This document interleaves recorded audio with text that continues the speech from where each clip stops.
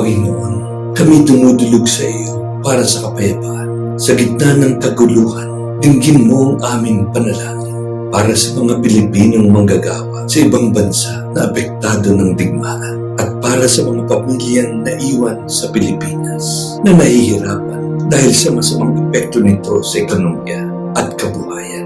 Pagkalooban mo ng lakas sa mga OFW na patuloy na nagsasakripisyo at bigyan ng pag-asa ang mga Pilipino na nagdurusa sa hirap ng buhay.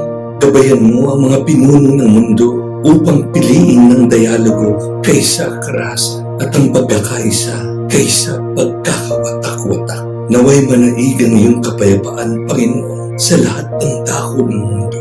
Hinihiling namin ito sa ngalan ni Jesucristo